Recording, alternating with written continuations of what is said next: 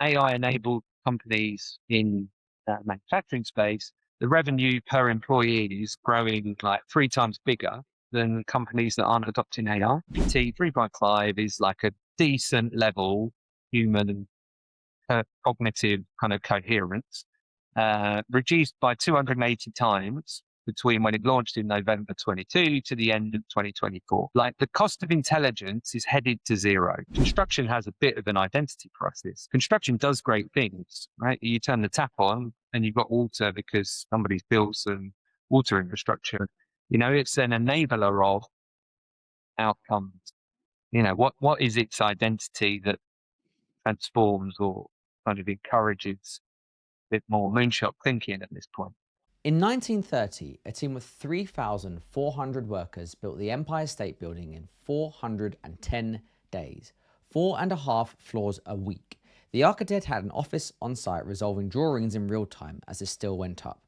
No BIM, no project management software, no AI, just a relentless shared organizing principle. Keep it flowing. 95 years later, we have more technology than any previous generation of builders. The cost of intelligence is heading towards zero, and yet productivity in construction has barely moved in decades. We're spending more on AI every year. 2/3 of firms plan to increase budgets this year, but almost everyone is using it to optimize what they already do. Faster quantity takeoffs, better back office reporting, doing things better, not doing better things. Today's guest thinks the industry is asking the wrong question. Matt Gough spent 15 years at Mace leading innovation, including the jump factory that eliminated tower grains and cut site labor in half. Then he spent 3 years at Neom in Saudi Arabia working on arguably the most ambitious construction program on earth. Now through his advisory, Cogital, he's published a paper that makes an uncomfortable argument. AI isn't failing in construction because the technology is immature. It's failing because the industry was never designed to support it. In this episode, Matt shares why the cost of AI inference dropped 280 times in 2 years and what it means for an industry built on information exchange. The one company whose AI policy fits into a single sentence and why it's outpacing everyone else. What 3 years at Neom taught him that he could never have learned at Mace, including why even unlimited capital can't fix a broken supply chain, and why healthcare found its moonshot for AI and construction still hasn't, and whether productivity is inspiring enough to rally around. Finally, he talks about a simple question. What would a Katerra look like if you built it today with AI instead of factories? Okay, Matt. So glad we finally got to do this. Thank you. Good to be back. Okay, Matt, look, so we're going to have a fun discussion today, generally about AI in construction and this idea of this new operating system that you've come up with, a report that you released with your company, Cogital, which we will link to in this description of this show so people can see it. Before we go there, I've got some quick questions to open this up, and then we will go a little bit deeper on each of the topics that we've got lined up for today. So, number one, has AI lived up to its promise in construction so far? No, not yet. We're very early. I don't think we quite recognize the scale of what it promised it provides. Cool. Could the Empire State Building be built in 410 days today? I mean, policy and regulations have got better and buildings smarter. So, no, but pat ourselves on the back for improving the built environment. Equally, productivity and how we organize has got worse. So that's embarrassing and sadly, probably not. Is the biggest barrier to AI adoption a technology problem? No, technology exists. The system in which we adopt it is not working. Nice. When you were you worked at Neom, Mace, and then you went to Neom in Saudi. Did you see innovation more during your time at Neom, or when you were innovation director at Mace, right? What's the Mm-hmm. That's like being asked to pick your favorite child. Sorry. Neom, scale of ambition, unmatched, unrivaled, incredible experience. Mace, delivery, people, getting stuff done. Yeah, both of them have their absolute chance. Yeah, cool. Do you think construction CEOs should be increasing their AI budgets right now? hard yes. Oh, yes. Is BIM dead? Not sure BIM was ever fully alive growing up. We need it. We definitely need it. Nice. Number 7, 2 more. Will a construction company be the first to build a true operating system for projects, or will it be a tech company? Ideally, a collaboration, but the way signals that are coming across, it's more likely to be a tech company than a construction one. Very cool. Okay, this one's very difficult to answer, but take it as you will. What do you think is the single biggest thing preventing construction from doubling its productivity? Aside from working double hours in our current environment, I think so. For me, and the nature of what we're trying to promote at the minute is breaking out of our existing siloed and contract kind of risk mitigation mentality and realigning the operating system. Hmm, okay, very cool. Okay, look, I think you teased us all about what's about to come next. So let's dive into this Cogito paper, right? So your paper argued that AI's problem in construction isn't a tech, is that the industry's delivery model was never designed for system level optimization. Can you talk us through that? In fact, Mark, why don't you introduce the paper a little bit as well whilst you do that, and then go to the question. Yeah, sure. So um, we ended last year talking to the industry about AI and adoption. So AEC broadly spoke to 50 leaders across various levels, so clients, investors, capital, some startups, and also some of the delivery organizations, so contractors and consultants. And look, there's lots of good news, right? Everyone's very bullish. Adoption is going up. People's budgets were going up this year, 2026. We were moving from pilots into kind of programmatic level deployment. ROI was, being generated, right? People have good news stories about AI, and all of that is fantastic, and we need to do more.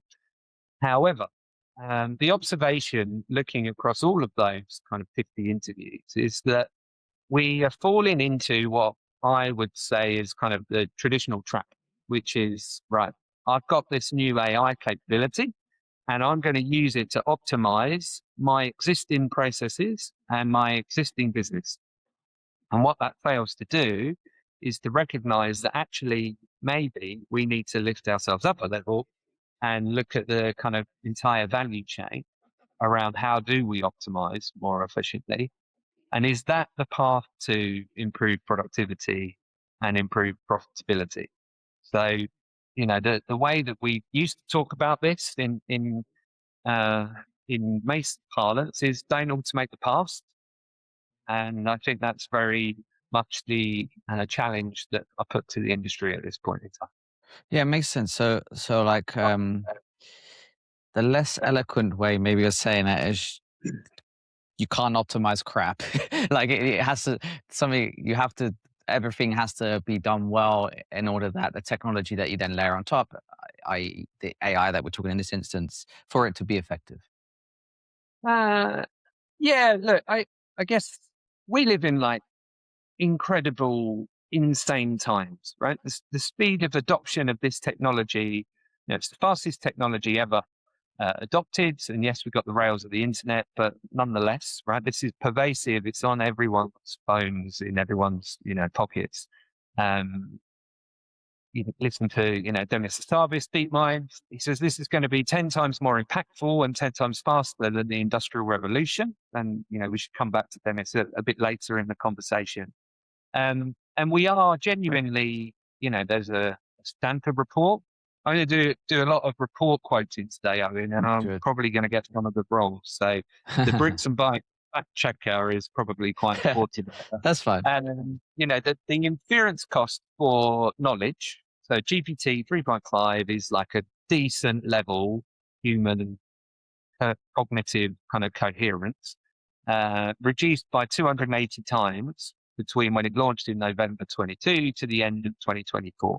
Like the cost of intelligence is headed to zero. We have this kind of ability, capacity for compute and the tools in order to make the best use of it. And if you think about what that means for an industry that runs on information, exchange, whether that's drawings, whether that's specifications, whether that's contracts, whether that's reports, all of it is up for grabs in a new world of, AI enabled, whether we call it transformation or process delivery. And it with that scale of opportunity, what I'm keen to explore and work out with like-minded people is, so what do we do with that, right? How do we do something better for that? And one of the challenges that I chuck out quite regularly is this kind of contradiction between doing things better or doing better things. And at the minute, everyone I spoke to in the 50 people, they're doing things better, right? Oh, I'm going to optimize how I do quantity takeoffs or how I do PMO reporting or, how I do back of office, like HR and finance stuff. Like all of that's super valid, but where's the thinking that takes it to the next level of, right, how do we do better things? So taking it just beyond the day-to-day process to the level above that. So like not just thinking in like what's directly ahead of you, like what's 10 steps ahead of you. Yeah, it's not necessarily that how far down the process, it's more to do with the value chain type piece. So what happens in a world where, as an architect, I can resolve a new design configuration at the press of a button? How do I bill for that? How do I get the confidence around, all the engineering studies and all the things that I need to do in order to, going from design concept into delivery? And, we've built an incredible industry. Don't get me wrong. I'm not kind of being a naysayer here. Love what we do every day.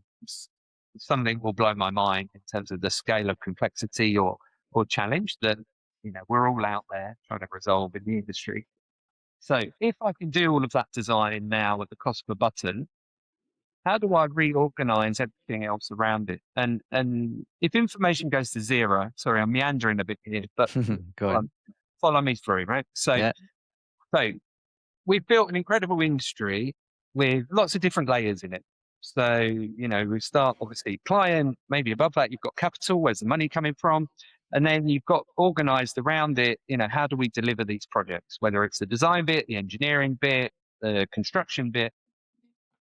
Very rarely is anyone within that value chain able to comprehend and understand the scale of what's happening, right? So if I design a new house or a new office block or a new data center or whatever it is, the depth and breadth of information required to go from I've got an idea or design through to delivery is incomprehensible, right? Yeah. One human cannot compute. But now we have machines that can. So if I can, design at the press of a button and I can know all of that, what happens all the way down the value chain in real time, how do I organize differently? How do I incentivize differently? How do I pass risk down the chain differently? And essentially, how do we reorganize in order to be more productive or to optimize, to be more profitable? And I think the technology to support that exists. And I think there are indications that you can do it. What we need to make sure we do is think outside of our traditional, boxes, let's call it, right? And explore how we can create a more profitable and hopefully more purposeful industry as a result. It's loud and clear. Major construction projects are complex, and delivery leaders know that things rarely go to plan. The problem is that most teams don't see what's slipping or why until it's too late. The best construction leaders know that in order to deliver on schedule, everyone needs to be planning together, committing to targets, and tracking performance every day. By bringing look-aheads, weekly work plans, visual staging diagrams, and daily activity briefings into one multiplayer platform, Aphex gives the world's leading projects a single place to plan and coordinate their work. Join the largest contractors across Europe, the UK, Asia, Australia, and New Zealand. Learn more at aphex.co. That's aphex.co. In construction, precision matters. Every budget line, every schedule, every document. But too often, project data is scattered across tools and departments, creating risky silos. That's where ArcDesk comes in. ArcDesk is the all-in-one construction management platform designed to connect your entire project operation, from opportunity through to tender, all the way to handover. With real-time dashboards, cost control, scheduling, procurement, and document management in one place, ArcDesk gives you complete visibility and control. Trusted by contractors, subcontractors, and asset owners worldwide, ArcDesk has powered landmark projects from shopping centers to Europe's tallest buildings. If you're ready to reduce risk, protect your margins, and deliver projects with confidence, discover ArcDesk today and visit arcdesk.com, that's ARCH desk.com, and see how leading firms are building smarter with ArcDesk. Hey listeners, I want to take a quick break to remind you about the Bricks and Bytes newsletter. If you're interested in learning about the technology shaping the future of construction, you won't want to miss the valuable insights we share each week. To get this exclusive content delivered straight to your inbox, head over to www.bricks-bytes.com and sign up today. Link is in the show notes. Back to the show. Okay, so it begs the question. At fear of jumping too far ahead here, why aren't we doing it? Why is that not happening? So in the paper, the argument made is we haven't quite got the right moonshot. So I don't know if you've read or know UCL, Mariana Matsukuta, but she wrote an excellent book, which is referenced in the paper, around the mission economy. And it uses the US and the NASA kind of space revs expedition and, all the JFK quotes that you know and love as a demonstration of how public and private sector can collaborate to achieve like big, ambitious goals.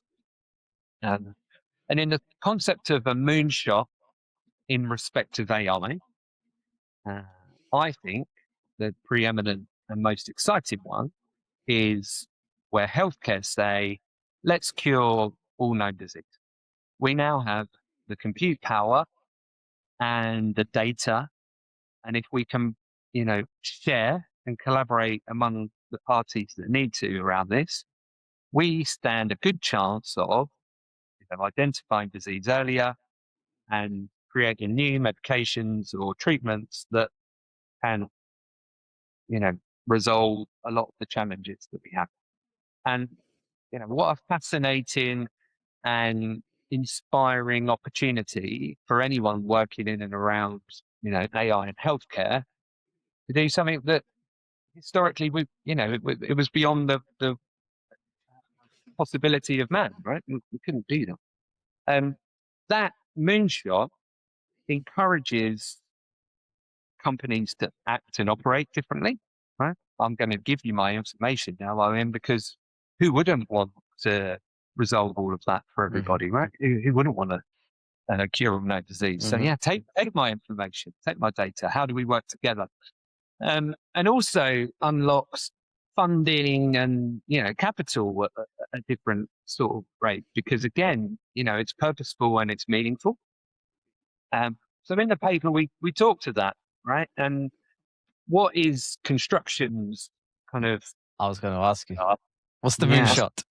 What's the moonshot? So I'd love to know the moonshot. I'm trying to work it out. I'm talking to a lot of people about it. What I can tell you is that our current moonshot, if you read all the reports and look at the research, tends to come back to productivity. So our friends at McKinsey, and the productivity chart that came out, and was that like 2016, 2017, that everyone uses in the front of their pitch decks or in the front of their, government applications. And, it's easy to throw rocks at, and the paper talks about, where it's perhaps got some failings. But there's obviously something in it because it's become so pervasive, right, as an idea in construction. So I think there's a start point for us.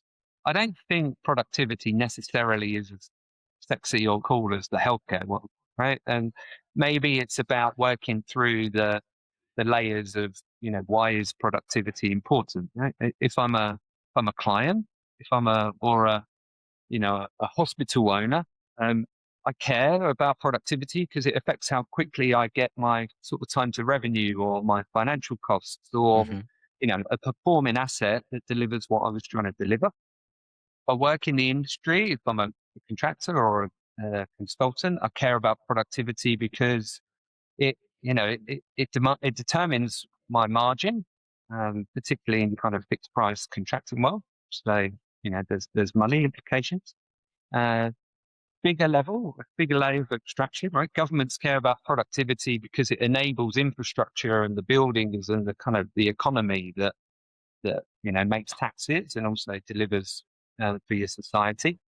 Um, and I think society should care because high productivity should equal better jobs and higher wages, right? So if you really start to unpick it, productivity is important.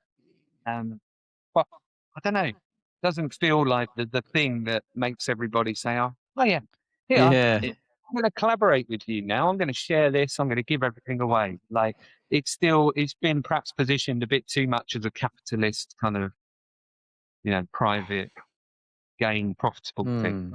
Not sure. Yeah, that's a real one to actually chew on. Yeah. Like you say, is it productivity? Is it like just designing the most sustainable, beautiful, livable buildings that like productivity is not really an issue there? Like you just want a great building at the end of it. Yeah. That's, And I am sorry for being quite esoteric, right? But I think it's important. mm, We did back at Mace Days, we did some work around purpose, and it was great, right? It helped the business to move a lot faster by having a kind of clearer sense of purpose, and within that, what actually became apparent is that construction has a bit of an identity crisis, right? It's construction does great things, right? You turn the tap on and you've got water because somebody's built some water infrastructure and, the, the lights work and, I have somewhere to work and to live and, it's an enabler of outcomes and, all of the things that society is. But, what is its identity that transforms or kind of encourages bit more moonshot thinking at this point. And I'm deep in this at this point. And if anyone watching this wants to, yeah. spend a bit of time thinking it through, I'm in at UCL quite a lot at the minute, trying to unpick it a bit. Yeah, let's see where it goes. Yeah. Could it be that a fact that could it be not to like to badger on this point too much, but would the moonshot have to be something that the industry collectively agrees on versus something like I don't know, Matt Gough says and like the UK agrees with, for example, but US or whatever other region nor Europe disagrees with? Yeah, I don't think it has to be a global thing. It would help if it was, because again, I think you're trying to. But there's this concept around data and AI, right? So it's Mm, like, what are the problems that we can only solve if we were to all collaborate around this? And that's where I think healthcare have got it right because it's big problem. Like, it makes sense to go and resolve that. In construction, it's not clear. And look, I don't want to be a naysayer. One thing I would say since coming back to the UK, um, and more recently, getting a better understanding of how some of the big public sector stuff is coming together now, like the National Hospitals Program, like how they're organizing to deliver, how that client is kind of redefining what's expected of the supply chain and to try and push innovation and to do things better is like fantastic, right? And the moonshot around that, I'm not sure, perhaps I haven't seen it yet, but mm. they're going to save more people's lives, right? More people are going to get better critical healthcare, and that's really important. So maybe the moonshot exists in a program level. Maybe it's not an industry thing. But something I think to really unlock AI, somebody needs to have a hard look in the mirror and say, right, actually, I'm not going to just operate in my little silo. I'm going to come up. I'm going to rethink value chain. Can I go one of my so one of my thoughts around this, right? So I spent 10 years at Native. It was an incredible experience, incredible business. We, as a both contractor and consultant, did some fantastic innovation and were leading the industry in various aspects. But there was only so far we could push it because we were always selling into a market that was kind of predefined or predetermined. And while that mace, at the end of the time, I was lucky enough to be on the strategy board for the UK government Transforming Construction Sector Challenge. So it was also, setting policy and then watching whether the industry was capable of kind of responding and picking up that innovation and challenge and doing things differently. And both of them had what felt like a glass ceiling. Part of my trip to Saudi was, working for a client organization who is in control of the capital and therefore should be able to determine how things play out in construction. What became apparent is it doesn't matter how good your brief or your scope or your invitation to tender documents are, you're only as good as the next person in the supply chain. And that supply chain capability and capacity is a very, difficult and long-term thing to try and develop. So your ideas kind of dilute as soon as you pass them, let's say, down the chain. So I know like we have a lot of knowledge and hot takes now on Katerra and why it didn't work. But actually, I think there's something in there about the ambition to say, I'm going to just own the value chain, right? I'm going to do everything from design all the way through to delivery and own the manufacturing and the scale and capability of it. And yes, it was very capital intensive and they made some bets that didn't pay off. But, in today's world with AI, what is the new kind of Katerra? Is it easier to do that now using technology?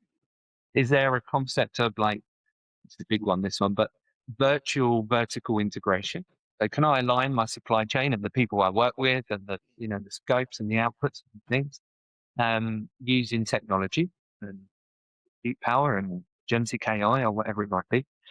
And that's my kind of take on the potential at this point, right? But to do that, you have to make a big bet.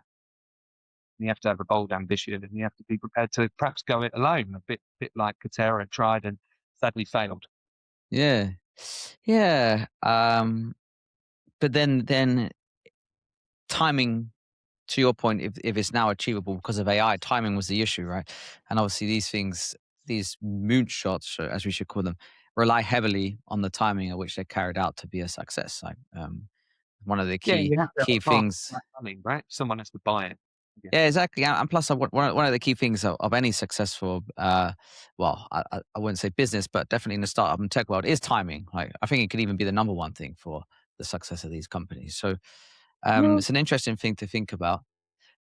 I also wanted to say on the idea of the moon. I really like this idea of the moonshot, by the way. I think that you're like bringing people together for a higher purpose. Maybe you already said something like that, but there's a higher purpose, which is serving that moonshot. Do you think, and obviously with artificial intelligence, and as it relates to the construction industry with large language models, and I was talking to you before, but we've got an episode coming out of Elaine Waha, and the key point of the discussion I took away from that was that AI. The problem with construction was that everyone was forced to communicate with tools, drawings, which were so fragmented. Like so and so worked on this specification document. They then produced a drawing in a different software. That scope didn't align with the drawing. And then obviously that just accelerated as it went through the supply chain because it started and then just the problems got worse and worse, like a network effect. But with large language models now, that problem is almost alleviated because because it's enabling each of these companies and documentation to speak to each other. So it's unlocked this this capability within the industry that we have never had before. So my point and question maybe being is, does technology determine what the moonshot might be? And is that technology artificial intelligence? And is the moonshot something related to what I just said, that we now have this technology which has potentially unlocked the construction industry? So I think the technology is the tool, the it's part of the solution. It's not the purpose. Yeah. It's not the why. So look, and it's like super easy to get lost in the woods around this stuff, right? And I spent half of my time, as well as evangelizing, AI and doing things differently, is more kind of mental health coach and trying to help people just chill out a bit in respect of where this is all going to end up.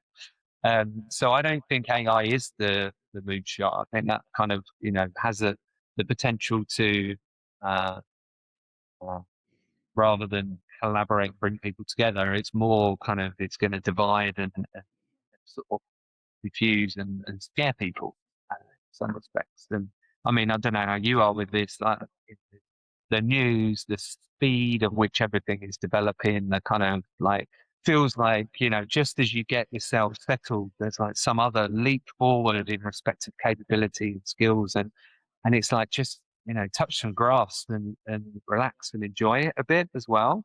But yeah, I think we need to be careful not to be too uh, evangelical about Yeah. the technology, and think back to why are we here? What are we trying to achieve? Right?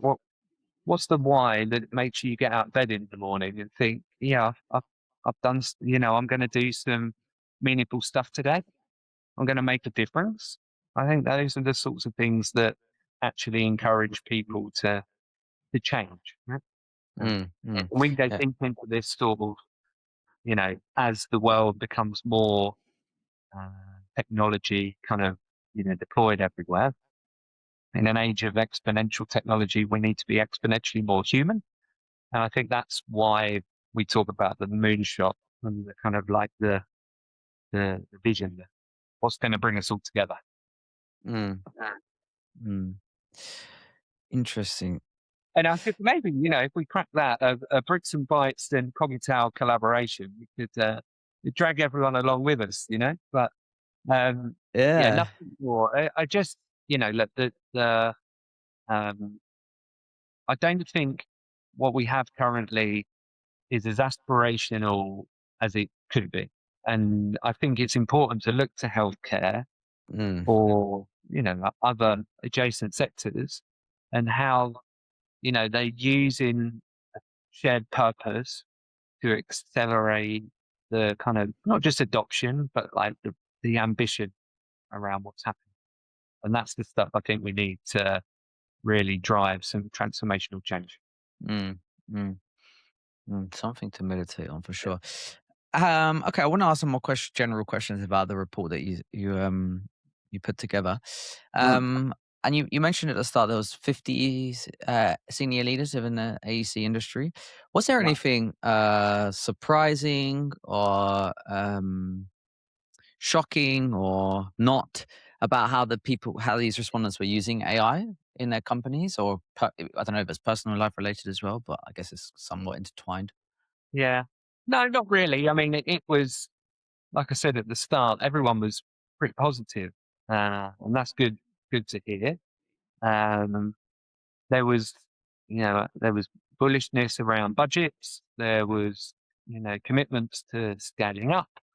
Um, there's a bit of a, I mean, the organizational IT gap around, well, we've got Copilot up and running and that's what we're allowed to do. And traditional, let's say, safe, secure thinking versus, some of the more, I would say, agile companies. The best company that I spoke to, and I can't sort of share who because it Mm, was all the sort of confidentiality, but, you know, we have a policy in our organization where it was the rule of five. So if you're going to do something 5 times, or it's going to take you longer than 5 minutes to do, you should use an AI tool to try and improve that process.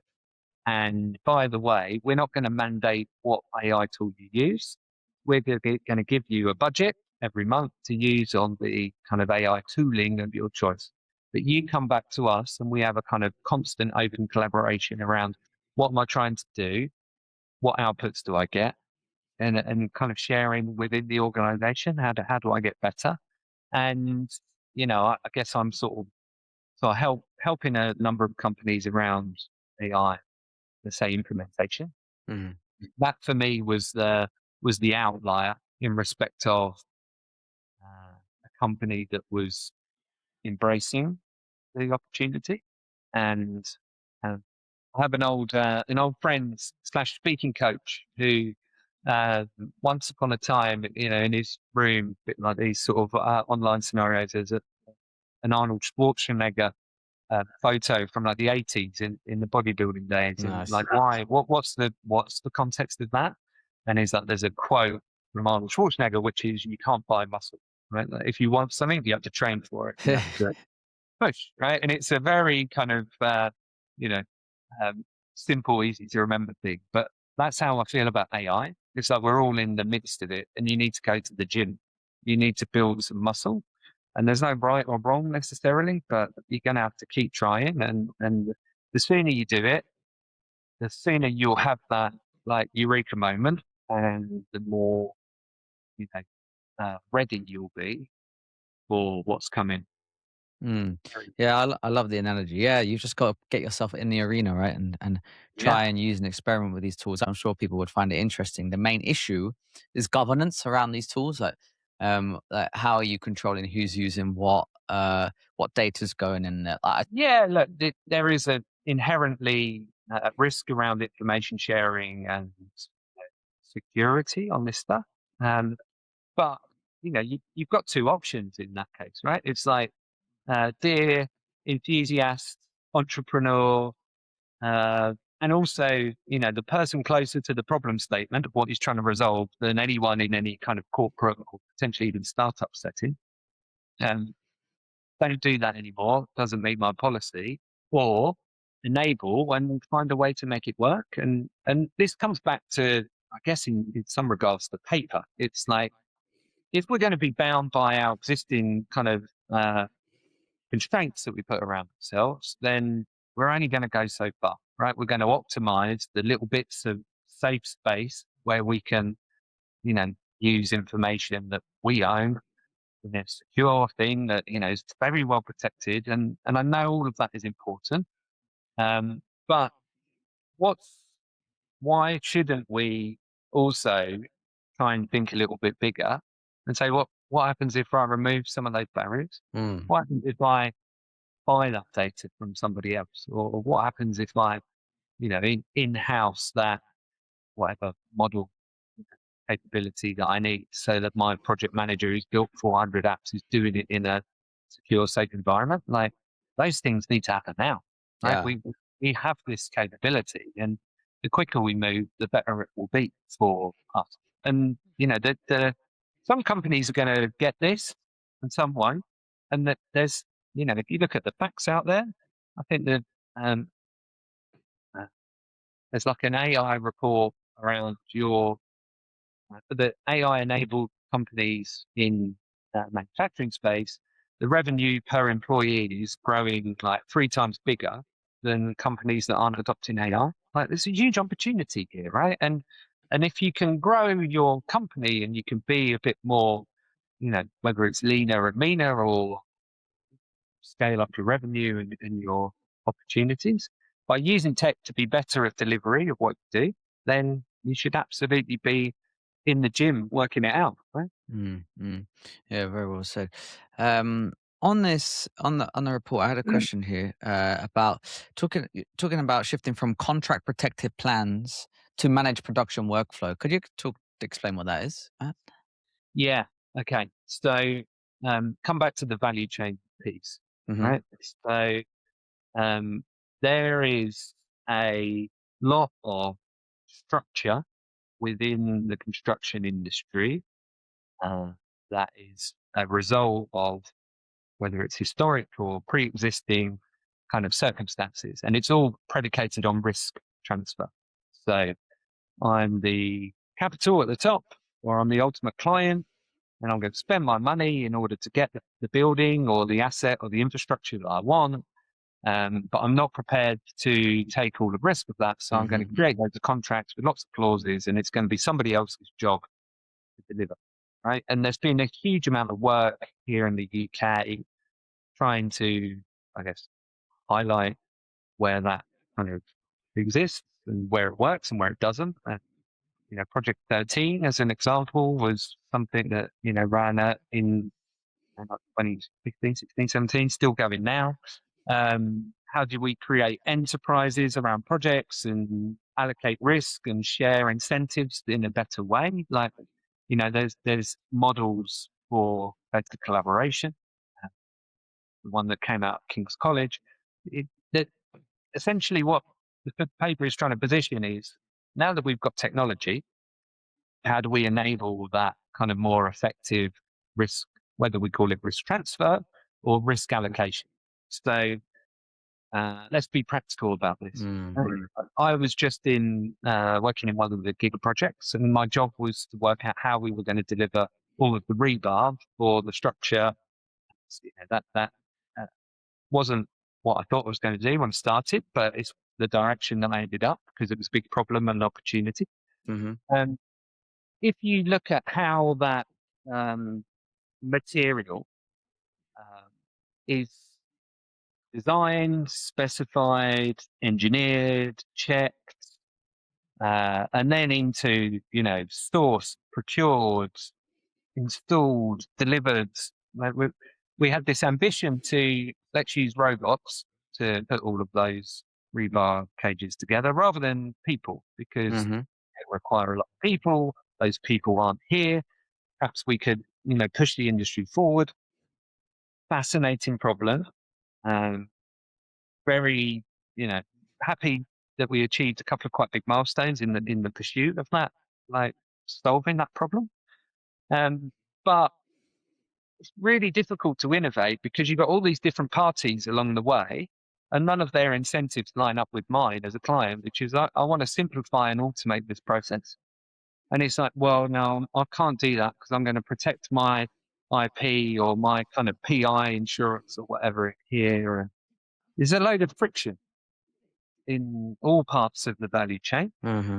And I would pose a question to say, if, the information, the knowledge is heading towards a cost of zero, like, it's not the information that's the challenge, it's just how we organize everybody around what we do with the rebar. You could be a bit more efficient. You could pass the risk more effectively. And it's so, to go from vision, ambition, we want to automate that process all the way through the value chain, reorganize, understand in real time what everybody's doing, and perhaps get a better result as an outcome. I think it goes back to this earlier point you hinted on, which is about this shared incentive slash flatter hierarchy almost of and vertical integration of the roles, right? Because like you say, the what you want is slightly different to what, even at the top, by the way, when you are like the client, as you were, is different to what the person below you and the person to the side of you wants. And that puts this barrier up for, well, I don't know, does it, I guess it like prevents innovation. It's kind of reflective of why the industry is the way it is and why we have been slow to digitize and productivity is stalling, all the kind of cliche terms that we hear throughout the industry and the problems that arise because of it. So my question then is, have you thought about how we can actually get this done? And like it's a huge question because and maybe one that people are also like scared to answer because for the fear of like the industry is just so set in its ways in what it does. Like when people are trying new things, like I think the ultimate lesson out of Katerra was like everyone poked fun at them in the end, right? But you can't fault them for trying to make the things different. So yes, what do you think about that? I think it's like any change program, right? You're going to have the status quo is easier camp that are going to push against it and try and keep things exactly how they are. And you'll have a few laggards that are, not even at the table, and you'll have a few early adopters and, people that are open and approaching this. I mean, your quick fire question at the start was interesting, right? Who's going to do this? Is it going to be the technology companies or is it going to be the construction Yeah. companies? And you can see with the clear kind of light of day at the minute that, right, our demand from a technology perspective has gone through the roof. We need energy now. We need data centers now. The scale of it is like building the railways back in kind of industrial revolution, right? And the industry is kind of,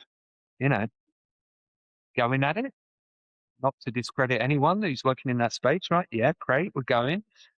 Are they able to meet that demand and that scale of ambition at the level that we have? And, you look in the UK, and it's like a CITV report recently about, if we got the people to do the things that we need, then it's like, no, we're 160,000 workers short, right? So the it's not necessarily because people want to change. No, we have to change. We have to find a way to deliver these outcomes, really. Otherwise, we as the UK get left behind, right? GDP grows somewhere else faster than it does here. So, there's, again, there's so many great companies in this industry that are trying to change and trying to do things differently. And all we're trying to do with this report is to just add a little bit of provocation almost to say, Yeah. are you doing the right things? Are you sort of pushing, expanding your vision as far as you could at this point? Because technology's there for you. You could do some quite transformative things quite quickly, right? You could build 400 apps that solve all of your problems. And so, I think definitely that the willingness and the ambition is there.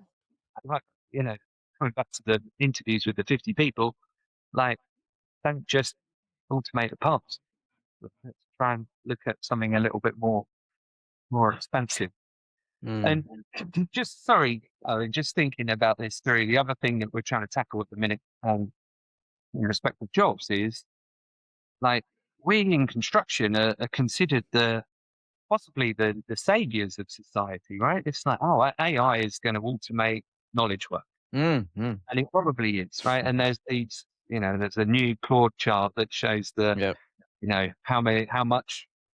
how far have we got into these certain services now, and how far do we think we'll get, right? And it's going to be impactful no matter what, right? And therefore, what jobs exist in the future? And everyone's learn a trade, be an electrician, be a plumber, right? We're always going to need those, and fantastic, right? The light of opportunity shines on construction, and we're trying to advocate and promote for how do we get ready for that, right? How do we build the companies that are not just trying to reduce headcount and improve the margin by 0.5% and, sort of scrap and battle for what currently exists, to thinking a little bit more ambitious and like, let's make a bigger pie, right?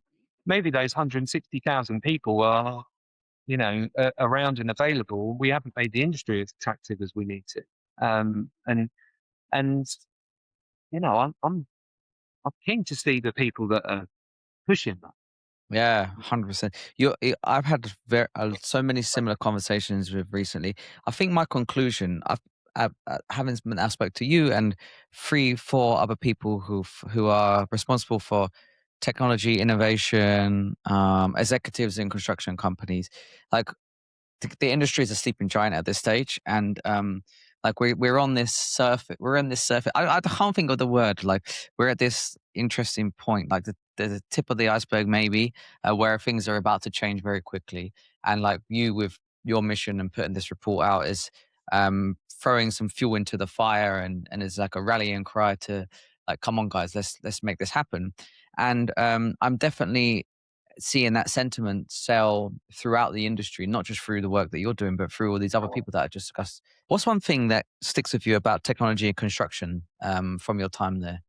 A lot of things, I think. A lot of things, yeah. So I spent 3 years in at Neom, and like I said at the start, right, the scale of ambition and what the everyone was attempting to do was really, you know, eye-opening, interesting, insightful, and turning up on day one in like an organisation where it was like, we're building the land of the future.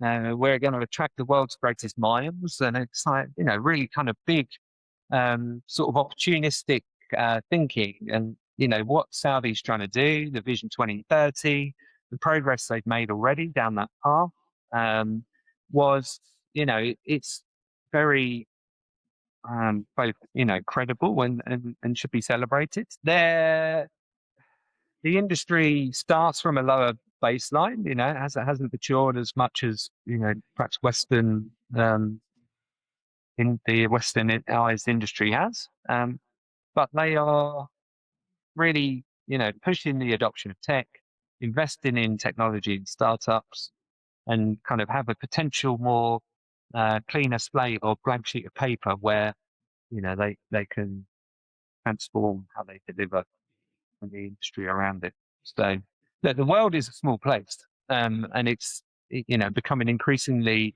smaller around our accessibility of information and ability to share and collaborate and partner.